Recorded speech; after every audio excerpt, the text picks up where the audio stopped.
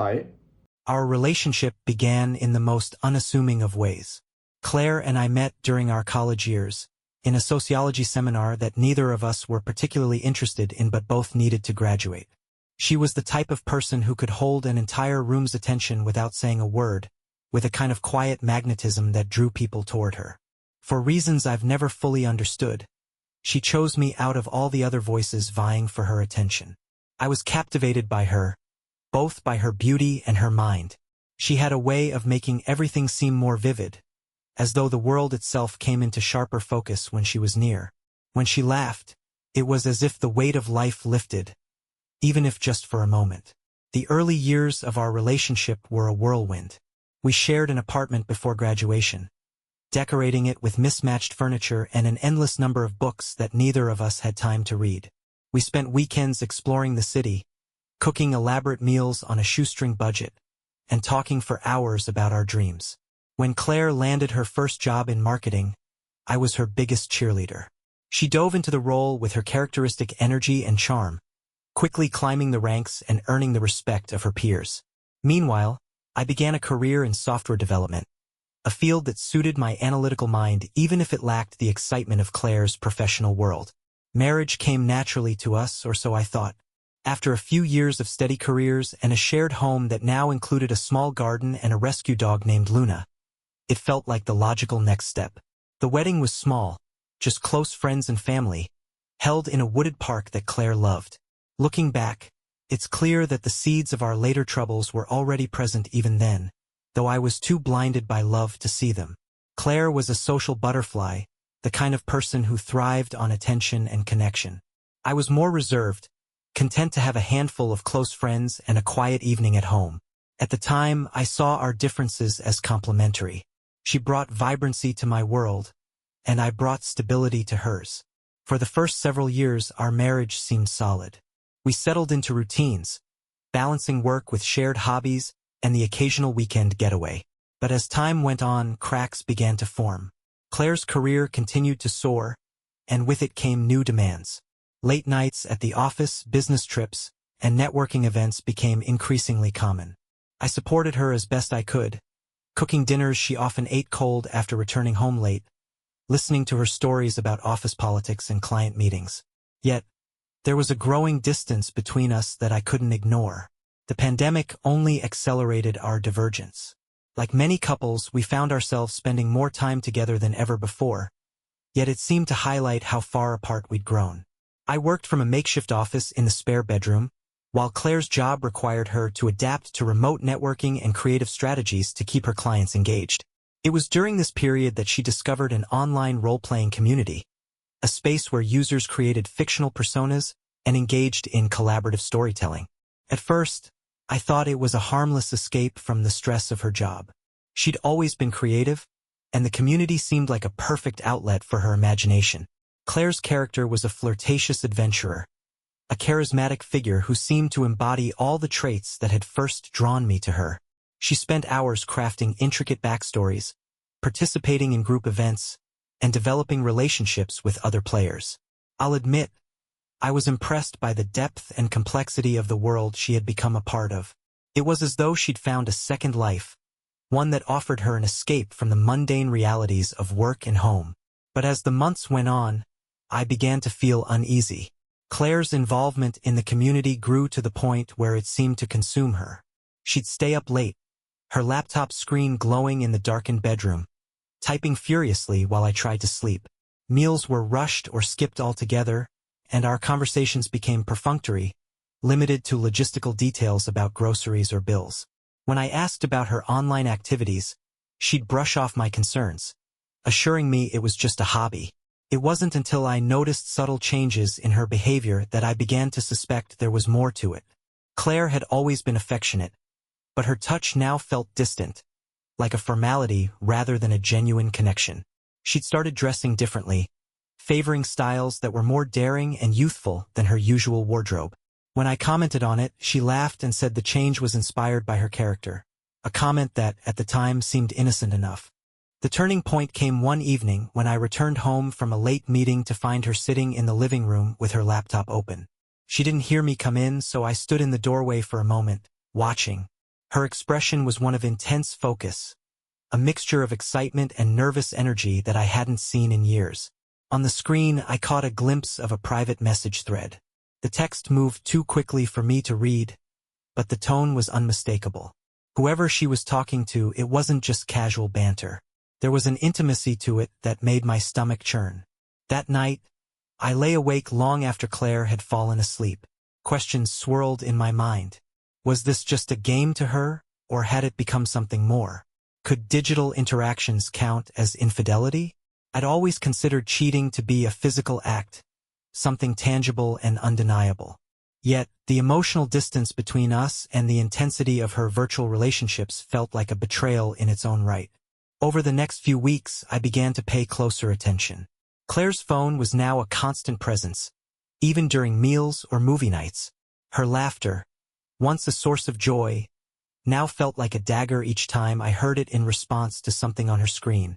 I resisted the urge to confront her, telling myself that I needed more information before jumping to conclusions. But deep down, I knew that whatever was happening was already driving a wedge between us that I didn't know how to bridge. The days following my realization were a blur of half-formed plans and restless anxiety. I had always considered myself a rational person, someone who relied on evidence and logic to guide my decisions. Yet, Claire's behavior pushed me into a realm of doubt and suspicion that felt entirely foreign. I began to second-guess everything: her explanations, her excuses, even her reassurances. Each passing day seemed to deepen the gulf between us, and I found myself desperate to understand what was happening. To anyone on the outside, our lives likely appeared normal. We still shared meals, though they were increasingly silent. We still slept in the same bed, though there was a palpable tension that made it impossible to relax. Claire's late-night sessions on her laptop became a routine. I'd wake in the middle of the night to find her engrossed in the screen's glow, her fingers flying over the keys as though she were composing some epic masterpiece. In the dim light, her face held an expression of intensity and longing that I hadn't seen directed at me in years. Unable to contain my curiosity, I started researching the online role-playing community she was so involved in. I created an account, a fictional persona meant to blend seamlessly into the fabric of this digital world. My intention was never to spy on her, or so I told myself. I wanted to understand the allure, the draw that had captured her so completely. If I could immerse myself in her world, perhaps I could bridge the growing chasm between us. The community was far more intricate than I had imagined. It wasn't just a game. It was an entire ecosystem of stories, characters, and relationships. Each player inhabited a carefully crafted persona, complete with detailed backstories and motivations. The level of creativity and dedication was astounding. I quickly realized that this was more than a pastime. It was an escape, a place where people could shed the constraints of their real lives and step into roles that fulfilled their deepest desires. As I delved deeper, I began to recognize Claire's character. She was every bit as magnetic in this virtual world as she was in real life. Her character, a daring, flirtatious adventurer, was at the center of countless storylines. Players seemed drawn to her, much as people were in reality. It didn't take long to identify one player in particular whose interactions with her stood out. His character was a charming rogue, a perfect foil to hers. Their exchanges were filled with wit and innuendo, laced with a kind of intimacy that made my stomach twist. I told myself that it was all part of the game, that these interactions were no different than the storylines in a book or a movie. But the more I watched, the harder it became to believe that. Their messages went beyond the game, spilling into private chats that were filled with confessions and shared secrets. There was a familiarity between them, a level of comfort that suggested they had been speaking for far longer than I had realized. My heart sank as I pieced together the timeline. This wasn't a recent development. Their relationship had been building for months, perhaps even longer. The realization hit me like a physical blow. How had I been so blind? How had I missed the signs that Claire's affections were shifting away from me? I began to feel like a stranger in my own home. Claire continued her routine, seemingly unaware of the turmoil churning inside me. I avoided confrontation, partly out of fear and partly because I didn't know what I would say. What does one say in such a situation? Accusing her outright felt too drastic, too final. Yet, the weight of my silence was suffocating. In the evenings, I'd sit across from her at the dinner table, watching as she checked her phone with a frequency that had become almost compulsive. She'd laugh softly at something on the screen, her expression distant and private. I'd force myself to look away, to focus on the meal or the dog or the television. Anything to distract from the growing ache in my chest. Eventually, my internal conflict reached a breaking point. I couldn't keep my suspicions bottled up any longer, not without it consuming me. Late one night, while Claire was asleep, I found myself sitting at her desk, staring at her laptop. The screen was locked, of course, and I hesitated, my hands hovering over the keyboard. Breaking into her personal space felt like a betrayal, yet I couldn't shake the feeling that she had already betrayed me. My hands shook as I typed her password, a phrase she'd casually mentioned once in passing. It worked, and the screen unlocked to reveal a world I wished I'd never seen. Her messages with the rogue, whose real name was Mark, as I discovered, were filled with declarations of affection and plans for future encounters. They spoke of dreams and desires, of shared experiences that existed entirely in their digital world but felt achingly real. As I scrolled through the messages, I felt a mix of anger, sadness, and confusion. Mark lived halfway across the country, yet the depth of their connection was undeniable. It wasn't physical, not yet, but it was intimate in a way that cut me to the core. The betrayal wasn't just in the words they shared, but in the energy and attention Claire had poured into this relationship at the expense of ours. When I finally closed the laptop, I felt hollow. The evidence was there, undeniable and damning, yet I didn't know what to do with it. I couldn't bring myself to wake Claire and confront her, not in the dead of night when my emotions were so raw. Instead, I lay beside her, staring at the ceiling as my mind raced with questions I couldn't answer. Was this relationship salvageable? Could I forgive her? Did I even want to? The following morning, I went through the motions of daily life with a numb detachment. Claire seemed oblivious to my inner turmoil, or perhaps she was simply too absorbed in her own world to notice. I couldn't tell anymore. All I knew was that something fundamental had shifted, and there was no going back to the way things had been. The days following my discovery were a haze of disbelief and self-doubt. I couldn't bring myself to confront Elise immediately. Every time I thought about it, the words tangled in my throat, and I ended up retreating into silence. Instead, I became hyper-aware of her every action, searching for confirmation of what I'd read, or some sign that I was wrong. Elise's behavior didn't change, at least not outwardly. She still laughed at her phone, still disappeared into her digital world for hours on end. But now I saw her actions through a different lens. Every smile, every quick swipe to lock her screen, every murmur of "Marcus said something funny," felt like a tiny knife twisting in my gut. I began to wonder, had there been signs all along that I'd missed? Or had I been blind because I trusted her so completely? I couldn't stop myself from revisiting the chat logs I'd stumbled upon. Late at night, when Elise was asleep or absorbed in her role-playing sessions, I'd open her laptop and scroll through the messages. Each time, I hoped I'd find some explanation that would make it all okay. But the more I read, the clearer it became that this wasn't just a game to her. It was a connection, one that seemed to fill some void I hadn't realized existed in our marriage.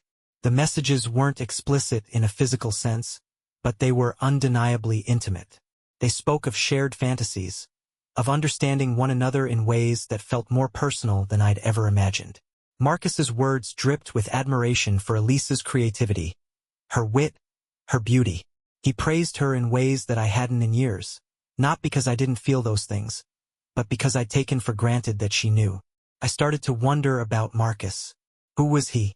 What did he look like? Where did he live? The messages offered little in the way of concrete details. He was careful not to reveal too much about his real life, and Elise seemed content to keep it that way. I imagined him as an enigma, a faceless voice with just enough allure to pull Elise into his orbit. I hated him, but I also envied him. He had found a way to reach a part of her that I'd lost access to. The worst part was the doubt that began to creep in about myself. Was this my fault? Had I become too complacent, too predictable?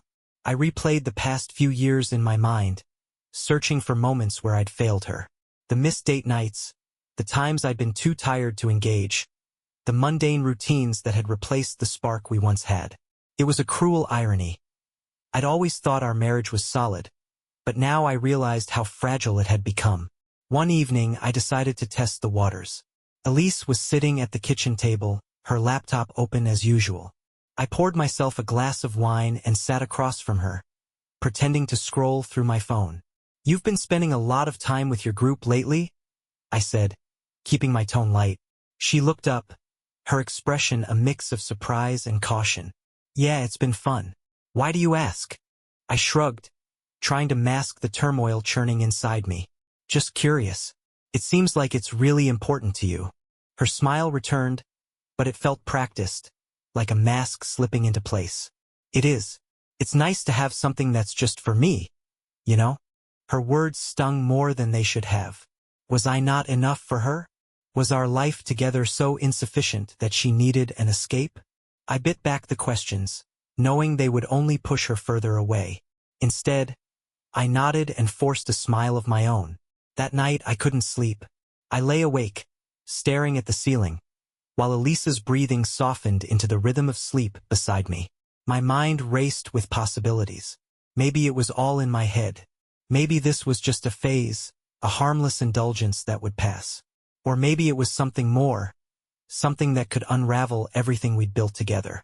I knew I couldn't keep living in limbo. I needed answers, but more than that, I needed to understand what had gone wrong. Had Marcus seduced Elise with his words, or had I driven her to seek comfort elsewhere? The truth, I feared, lay somewhere in between. The next day, I made a decision. I would reach out to Marcus. It was a reckless idea, born of desperation and sleepless nights, but I couldn't shake the feeling that he held the key to understanding what was happening to my marriage. I didn't know how I'd find him, but I was determined to try. As I sat at my desk, staring at Elisa's laptop and the chat window that had become my obsession, a plan began to form. I would create a character of my own, join their role-playing group, and infiltrate their world. It was a gamble, but it was the only way I could see to uncover the truth. If Marcus had stolen a part of Elise, I needed to see what he'd taken, and why she'd let him. I opened a new browser tab and began to type. It was time to step into their world, to become a part of the story that had drawn Elise away from me. And as I hit enter, I couldn't shake the feeling that I was about to cross a line I'd never be able to uncross. Creating my role-playing persona felt strangely exhilarating, as though I were slipping into an unfamiliar skin.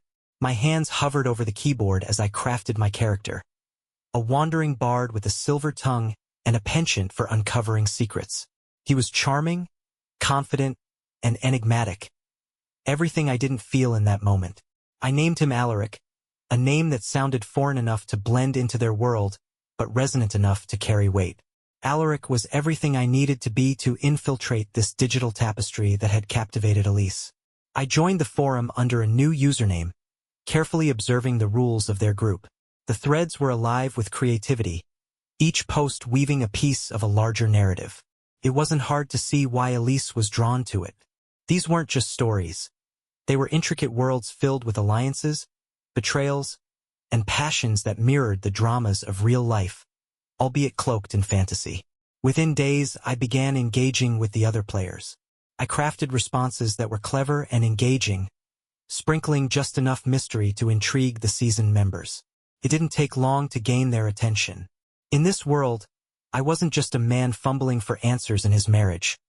I was Alaric, a figure who could sway others with his wit and words. The dichotomy felt surreal. Eventually, my character crossed paths with Elise's. Her avatar, Serafina, was a striking mage with a fiery temperament and a backstory that spoke to hidden vulnerabilities. I couldn't help but admire how much thought she'd poured into this persona. In many ways, it was an idealized version of herself, bold, unapologetic, and unburdened by the constraints of real life. Serafina and Alaric's first interaction was brief but charged. I wrote a carefully worded post introducing myself, testing the waters. Elise responded in kind, her words carrying a playful edge that made my heart ache. She had no idea it was me, and that anonymity gave me the freedom to see her in a way I hadn't in years. Here, she was radiant, unguarded, and completely in her element. But Marcus was never far from the picture. His character, Dorian, was a roguish warrior with a devil-may-care attitude and a silver tongue to rival Alaric's. It didn't take long for me to spot the dynamic between Serafina and Dorian. Their interactions crackled with chemistry. Each posed a dance of subtle flirtations and unspoken promises. It was maddening to witness, knowing that behind those words lay something that threatened the foundation of my marriage. As Alaric, I inserted myself into their storyline, weaving my character into their shared narrative. It was a delicate balance, enough to be noticed, but not so much that I seemed intrusive. To my surprise, both Serafina and Dorian welcomed my presence. I found myself embroiled in their adventures, exchanging banter and concocting schemes. For brief moments, I forgot my true purpose. I was simply a player in their game, caught up in the thrill of creation. But reality always crept back in.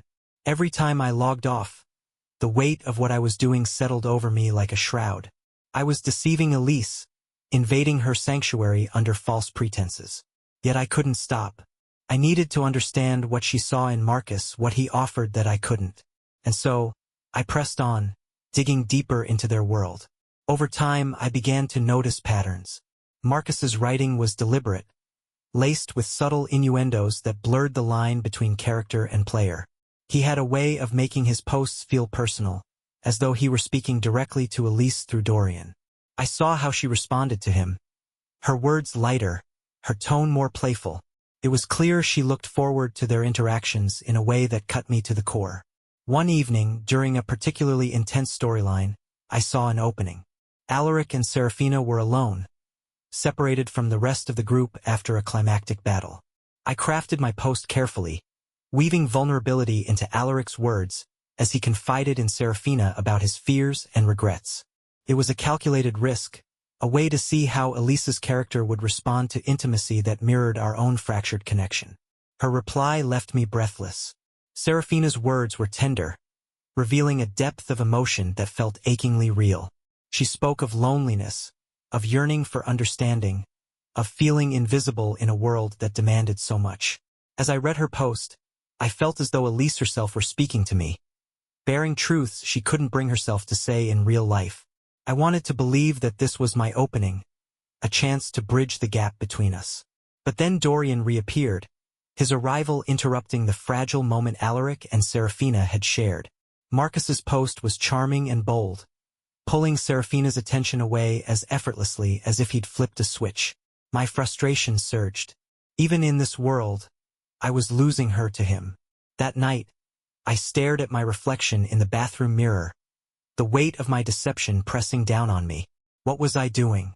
Was I any better than Marcus, weaving my way into Elise's world under false pretenses?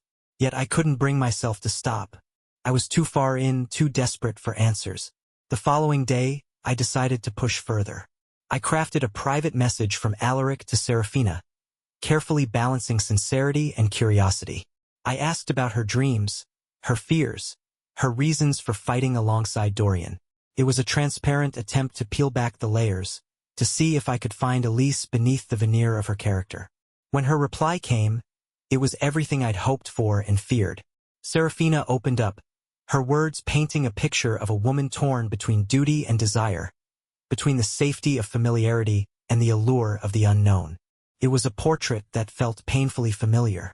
And as I stared at the screen, a single, chilling thought crystallized in my mind. I wasn't just losing Elise to Marcus. I was losing her to herself, to a version of her that I hadn't seen in years. And I had no idea how to bring her back. The line between the virtual and real blurred more with every passing day. What had started as an attempt to understand Elise had morphed into something far more complicated. I was no longer just her husband. I was Alaric, an integral part of a sprawling narrative where Serafina's choices seemed to echo the deepest corners of Elise's heart. And yet, I felt further from her than ever before. It was through Alaric that I began to uncover more about Marcus. His messages revealed a level of cunning I hadn't anticipated. He was adept at cloaking his intentions, always towing the line between playful banter and something deeper. But I noticed a recurring pattern. Whenever Serafina began to confide in Alaric, Dorian would interject, redirecting her attention back to him. It was like a dance, one in which Marcus always ensured he led. I became fixated on the power he wielded over Elise. I analyzed every word he wrote, every carefully crafted response. He was patient, never overtly possessive, yet his influence was unmistakable. He knew exactly how to validate her, to make her feel seen in ways I hadn't. And it killed me to admit that he was succeeding. Elise, or Serafina, looked to him with a trust that seemed unshakable. The turning point came during a pivotal event in the roleplay. The group had been tasked with recovering a lost artifact from a treacherous labyrinth, a scenario rife with tension and danger. As Alaric, I worked tirelessly to carve a space for myself, ensuring that I remained by Serafina's side. But Dorian's presence was a constant shadow, his every move designed to assert dominance in the story and, by extension, over her. When Serafina fell into a trap, both Dorian and Alaric rushed to her aid. Marcus's writing was masterful, painting Dorian as the hero who carried her to safety. My attempt to intervene as Alaric felt clumsy in comparison, my words faltering in the face of his polished prose. As I read Elisa's response, my heart sank. She described Serafina's gratitude toward Dorian, her admiration for his bravery. Alaric's efforts were acknowledged, but only as an afterthought. It was more than a blow to my pride. It was a confirmation of my deepest fears. Even in this fictional world, I was being eclipsed by Marcus. That night I couldn't sleep. My mind churned with thoughts of Elise and Marcus, of Serafina and Dorian. The parallels between our lives and the story were impossible to ignore. Was this how Elise saw me? A secondary character in her life, overshadowed by someone more captivating? The thought was unbearable. The next day, I decided to confront Elise, not as her husband, but as Alaric. I waited until she logged on, then sent her a private message. I poured every ounce of my frustration, confusion, and heartbreak into Alaric's words. I told her of his struggles, of feeling invisible despite his best efforts. I asked why Serafina trusted Dorian so implicitly, why she couldn't see Alaric for who he truly was. Elisa's response was immediate, and it cut me to the core. Serafina's reply was gentle but firm. She spoke of her bond with Dorian, how he understood parts of her that no one else did. She admitted that Alaric was important to her, but not in the same way. Her words were laced with guilt and regret, but they were clear. Dorian was her anchor. For a moment, I considered revealing myself, tearing down the illusion and forcing Elise to confront the reality of what was happening. But I couldn't do it. The fear of her reaction paralyzed me. Instead, I logged off, unable to face the weight of her words. Over the next few days, I withdrew from the roleplay. I ignored the messages piling up in Alaric's inbox, unable to summon the energy to continue. Elise noticed my mood, asking if everything was okay. I gave her vague reassurances, unwilling to confront the truth head-on. How could I explain that the man she trusted with her secrets was me? That I'd infiltrated her sanctuary in a desperate bid to understand her? But Elise wasn't the only one who noticed my absence. Marcus, or rather Dorian, sent a private message to Alaric. It was surprisingly cordial, expressing concern for my sudden silence. He mentioned how much Serafina valued Alaric's presence, how their interactions had added depth to the story. It was a subtle dig, a reminder of the hold he had over her. I stared at his message, my hands trembling with a mix of anger and despair. Marcus didn't know who I was, yet he'd managed to twist the knife in a way that felt personal. I realized then that I couldn't keep running from this. If I wanted to salvage anything, my marriage, my dignity, my sense of self, I needed to confront Marcus directly. I spent the next day preparing, crafting a message that would force him to reveal his true intentions. As Alaric, I wrote to Dorian, praising his connection with Serafina but expressing concern about its intensity. I posed as an ally, someone invested in the story but wary of the lines being blurred. It was a gamble, one that relied on Marcus's ego to draw him out. His reply came quickly, and it was everything I'd hoped for. He dismissed my concerns with practiced ease, but his words betrayed a sense of entitlement. He spoke of his bond with Serafina as though it were inevitable, unshakable. He downplayed Alaric's role, implying that my character was merely a supporting player in their narrative. My hands clenched into fists as I read his response. Marcus wasn't just playing a role. He was actively undermining me, both in the game and in my marriage. It was time to take off the mask. If he wanted to claim Elisa's loyalty, he would have to face me first. Not as Alaric, but as the man she'd vowed to spend her life with. Confronting Marcus was both inevitable and terrifying. I spent hours agonizing over how to approach him, replaying every interaction we'd shared in the roleplay. Marcus thrived in ambiguity, cloaking his intentions behind layers of charm and clever writing. But now I wasn't dealing with Dorian. I was dealing with the man who had come to symbolize everything I feared losing. I waited until late at night, when the role-playing forum was quiet. My message was brief but direct. I revealed who I was, not Alaric, but Elisa's husband. I told him I knew about his connection with her, both in the story and beyond, and demanded to know his true intentions. It was a bold move, one that felt like stepping off a ledge without knowing how far I'd fall. His response came quickly, far faster than I'd anticipated. It was disarmingly casual, as though he'd been expecting this all along.